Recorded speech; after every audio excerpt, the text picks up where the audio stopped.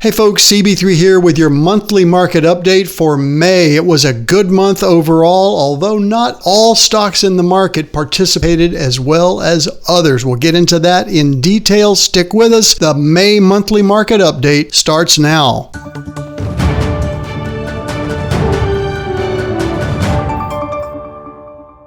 What a month May turned out to be. After the craziness of April due to the Liberation Day on April 2nd, and after a rocky start to the year, Wall Street delivered its strongest month in a year and a half. The S&P posted its best May since 1990, a gain of more than 6%. The Dow was up 4%, and the Nasdaq up 10%.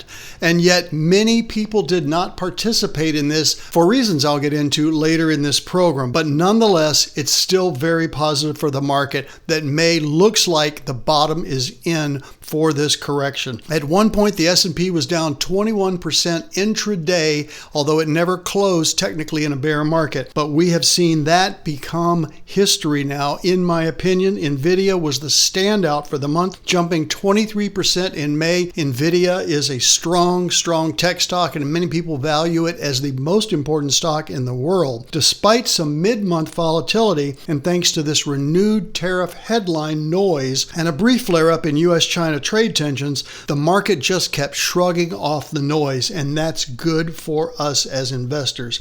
A pivotal early May trade deal between the U.S. and the U.K.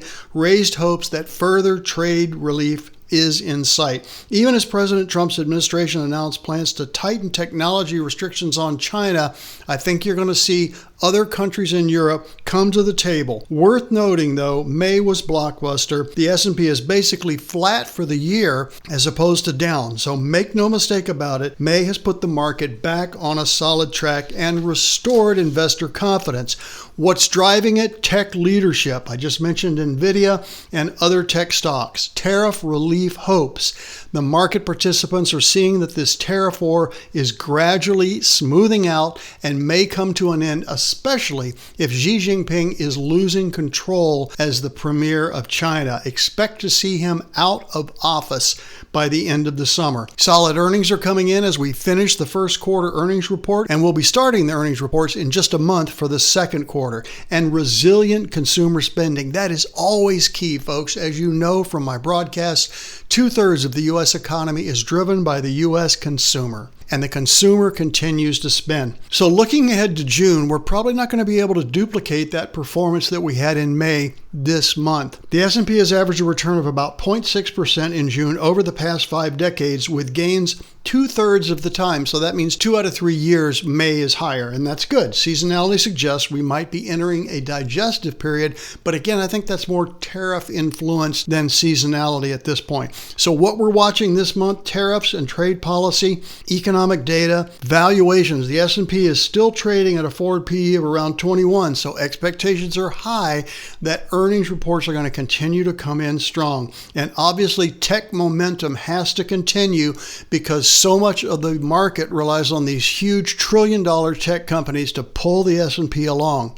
Bottom line, we're staying invested and we're staying focused. The market's message is clear. Don't get shaken out. Now, we did take stops in many stocks, so I wanted to address why some money managers are not outperforming the S&P. I'm one of them. Many money managers that I know have struggled during these last 2 months as they have protective stops in place to protect against a big downside vicious move, which is not happening now because the tariff brouhaha blew over. Well, we didn't know that when this was all happening. And so our job is to protect our clients' portfolios no matter what. So this most recent data indicates that a significant majority of active portfolio managers failed to keep pace with the market. I don't know how you did. But if you're listening to this and you did well, you probably stayed in the market through the whole time, and that worked well for you. There are programs out there, and we trade one of them, that stays in the market all the time, no matter what. There are other programs that we have that manage risk more carefully for exact situations like this that could have been COVID, that could have been 2008, 2009. We'll have more of this. If you're a client, you're going to get our performance review year to date, and that'll be issued sometime early this week. The recent data from S&P Dow Jones Indices SPIVA scorecard and industry reports indicate that about 65 to 79% of money managers are underperforming the index this year.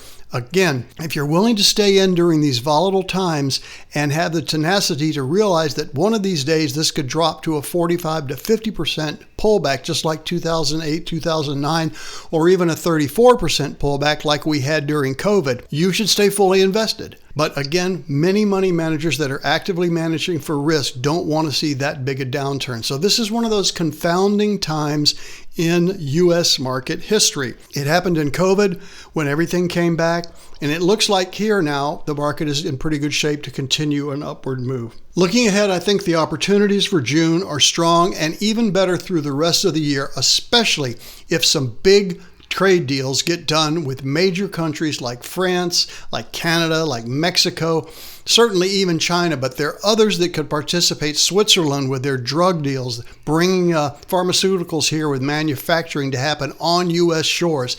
Those are big, big news items, and the market will be buoyed by that, and you might see days that just go straight up when some of these trade deals are announced, and that's why we are staying fully invested in this environment. Hope that helps, guys. That's the story from May. Looking forward to June now. Be sure to watch my live show the second Thursday night. That's June 12th. We will see you then. Thanks for listening.